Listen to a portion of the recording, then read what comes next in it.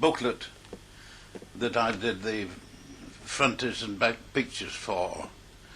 The booklet itself, the 60 prints stick on, but they wanted a frontispiece.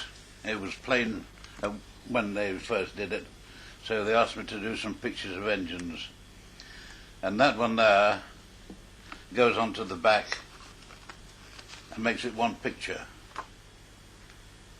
And there's an old a Great Northern engine, a penny platform ticket to Wonderland.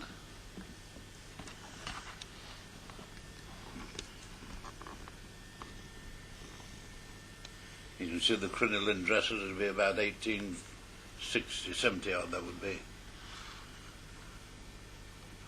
And the bottom one is of more modern engines, the 3 different types of Great Western engines.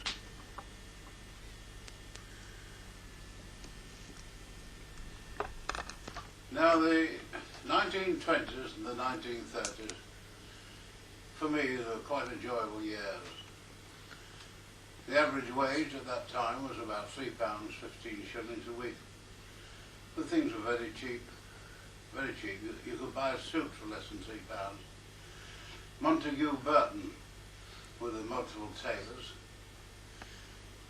But wherever Montague Burton set up a new firm called the 50-shilling Tailors, opened up sometimes next door. In Nottingham they opened a shop next door, and they put over their shop, "We will make you a suit, choose your own material, a 3-piece suit for 55 shillings. A friend of my father's, Harry Johnson, saw this and he went in the shop, 55 shillings. But as it was being measured up, the manager came out of the office and he said, "Well, sir, Mr. Smith, sir, is a little bit larger than normal. Harry weighed 18 stone, you see. So, sir, wouldn't mind paying a little extra." I said, "Oh, 1 moment." He didn't say anything about that, about the advert. He said, "You make me a suit, 55 shillings, otherwise you make it, I shan't do it." "Okay, okay," said the manager, and went back to his office. Harry had the suit measured, picked it up in a fortnight's time, took it away in a special advertising carrier bag, and he said, "I'm very pleased." I said, "My brother." Now, brother is Ted, he weighed 21 stone. And the manager came out again as it was being measured and tried the same thing, but said, "Oh, no, he said 55 shillings on." So he made him a suit, 55 shillings. Now, Ted Johnson, he went to a circus, Bertram Mill Circus, about 3 days after he got this suit. And he knew the manager. And after the show, he went round backstage and he said to the manager, "What did you pay for your suit for your fat man?" "Oh," he said, "I give him an open cheque and pray." He said, "You can get a suit in town for 55 shillings. So the next day, in a 3-ton lorry, this big fellow, he weighed 45 stone, was dropped outside the 50-shilling tailor's shop. He was so big he couldn't get through the door. And when the manager knew what he wanted, he urgently rang up London, told them, "Oh, sir, I've got a man outside here. He's so big he can't get through the door. And he wants a suit, 55 shillings. Runs Bertram Mill Circus." Just a moment. Then the answer came back. "Making the suit. And then take a photograph of him outside your shop. And let us have the negative." So the suit was made out of acres of stuff, acres of material.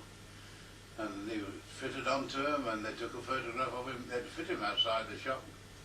And they sent the negative to London, and the firm blew it up into a large advertising poster and put it in all shop windows, all through England, all the shops. "We fit giants, why not also let us fit you?" And it did them hundreds of £1,000s worth of business. Now, I did quite a lot of piano playing during this time at concerts, and I belonged at the Rothstein Sextet. There were 6 of us, the piano, 2 violins, a cello and a double bass, and we used to play for the amateur dramatics, and once every Sunday afternoon we used to go to Ellerslie House on the Gregory Boulevard in Nottingham. And this is where the wounded soldiers, terribly wounded soldiers from the First World War, were accommodated. after we'd been playing for a few weeks, the matron came to us with a slate and a little slate, piece of slate, and she'd got a piece of music written on it in a very strange hand, and she said, I have a gentleman in a private room, he likes listening to your music, he wonders if you got this piece of music. Well, we hadn't got it, but Ron Johnson, who was in charge, said, well, we'll get it for you for next week. Well, each week there was a different piece of music, and he showed he knew something about it, and he enlarged our repertoire considerably. So eventually I said to her, look, we'd like to meet this gentleman, you know so much about music. But she was very, very churlish. She said, no, no one's allowed to see him. Nobody. Oh, the matron and the sister. But the following week she was rather apologetic. She said, I'm sorry I was so brusque last week. But you said, you see, he's no face at all. The whole of his nose, his mouth and his eyes were shut away. But he's got his ears and he can use his hands. I said, good heavens. She said, his family think he's dead and he wants it that way. I said, you've got nothing to live for at all. She said, that man is nearer to God than anybody I know. She said, of a night time I see angels coming and going down from his bed.